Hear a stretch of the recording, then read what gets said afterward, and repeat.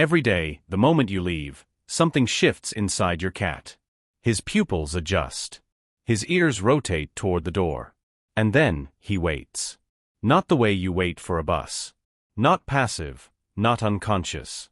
He waits the way a predator waits, alert, tracking time, measuring absence. And when you finally come back, there is a window. A brief, specific, biological window. A window in which your cat is waiting for you to do one thing. Most owners walk right through it without ever knowing it existed. By the end of this video, you will know exactly what your cat has been hoping you would do, and why the science behind it is more profound than anyone expected. Stay until the end. Because the last thing we cover changes how you understand everything that happens in your house. Let's start with something researchers didn't expect to find. When scientists began studying domestic cats in multi-person households, they expected to document independent animals, creatures who tolerated humans but were fundamentally indifferent to them. What they found instead was something far more specific. Cats had developed behavioral routines organized almost entirely around the schedule of one person. Not the household. One person. They knew when that person woke up. They knew when that person left.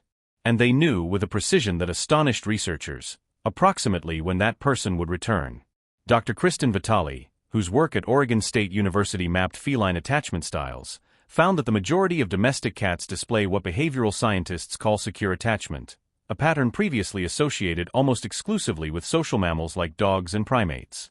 What that means, in practice, is this: your cat experiences your absence as a meaningful event. Not neutral. Meaningful. And meaningful events require a response. The question behavioral scientists have spent years trying to answer is, what does your cat need from you when you walk back through that door? The first thing your cat has been waiting for is not what you think. It's not food, though he will absolutely let you believe that's the reason he's at the door. It's not play. It's not affection in the general sense. It's a specific social signal. One that cats in the wild exchange with members of their own social group after any period of separation. It's called allorubbing, the act of pressing the side of the face, the flank, or the tail against another individual. In feral cat colonies, this happens within seconds of reunion. It is not random affection. It is a chemical transaction.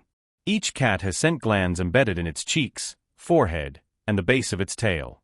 When two cats rub against each other after separation, they are literally rebuilding a shared scent signature. That signature is what tells them, we still belong to the same group. The absence did not break the bond. Your cat does the same thing to you, and most owners treat it as an annoyance. You walk in, bags in hand, and he weaves between your legs, pressing his head against your calf, threading himself through your ankles.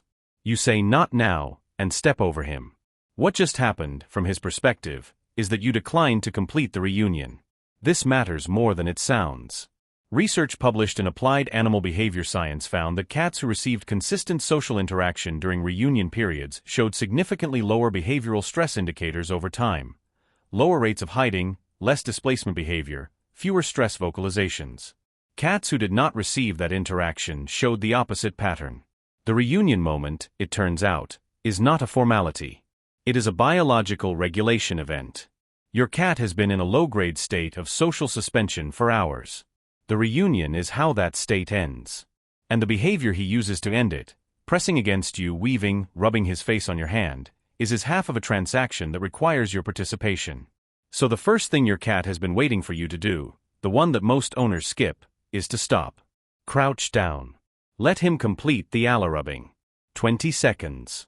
That is the actual behavioral window. Researchers found that cats who received even brief reciprocal physical contact during the first minute of reunion displayed markedly different neurological patterns than those who didn't. But allorubbing is only the beginning. There is a second thing your cat has been waiting for, and this one operates at a level most people never think about. Your home, from your cat's perspective, is not a house. It is a territory with a defined sensory map.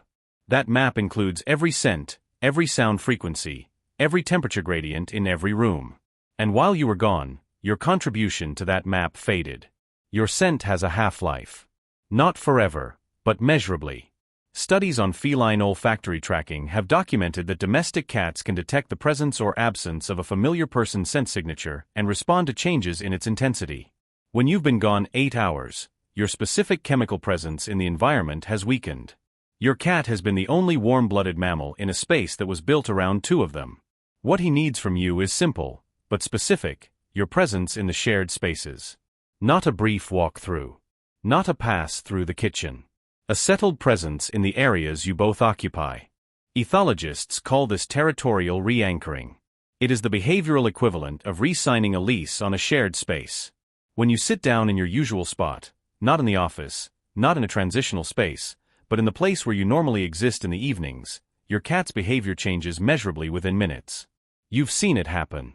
You just didn't know what you were watching. You sit. And 5 minutes later, without any invitation, he appears. He doesn't approach immediately. He surveys the room first. Then he moves toward you, not in a straight line, but in a slow arc. And then he settles, usually not on you but near you, within a specific radius. That radius is not random. It is the distance at which your presence is felt, but no vulnerability is required. This is what behavioral scientists call proximity seeking without solicitation. He came to you, not because you called him, not because you offered food, but because your settled presence in the territory is itself a signal. The signal is, the disruption is over. The day has ended. This is home again. And for a cat, that is not a small thing. The third thing your cat has been waiting for is the one that most surprises people when they first encounter the research. Your voice. Not just sound. Not background noise. Not the television. Not music. Your voice. Specifically directed at him. A landmark study published in Animal Cognition found that domestic cats respond differentially to speech directed at them versus speech directed at other humans. Their ears rotate. Their pupils slightly dilate. Their tail position changes. They recognize when they are being addressed.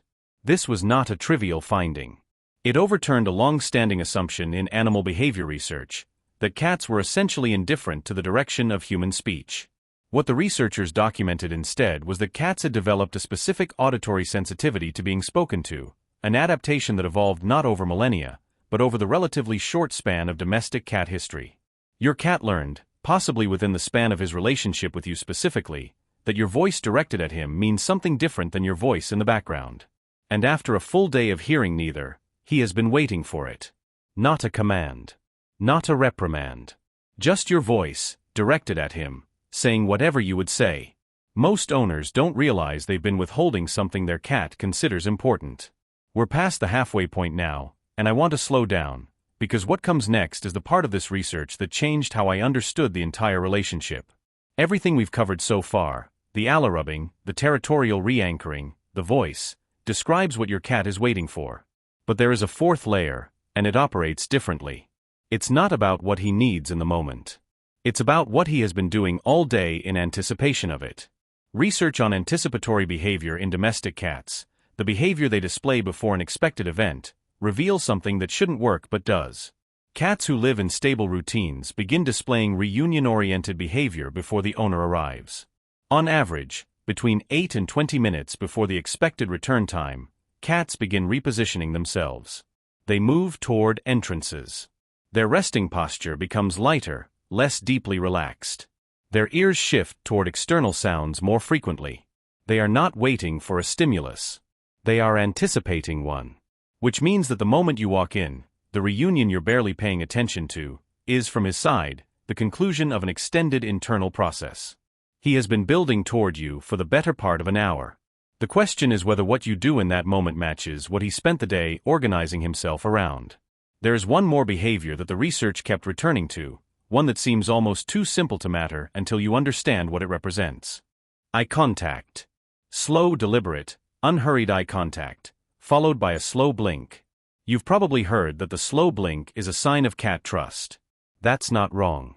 But it understates what's actually happening.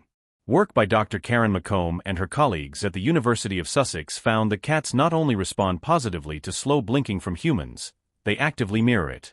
When a human performs a slow blink directed at a cat, the cat is significantly more likely to slow blink back and to approach that human afterward. The slow blink is not a signal of contentment. It is a signal of suspended threat assessment. It means, I am looking at you, and I am choosing not to treat you as a threat. I am choosing to lower my vigilance in your presence.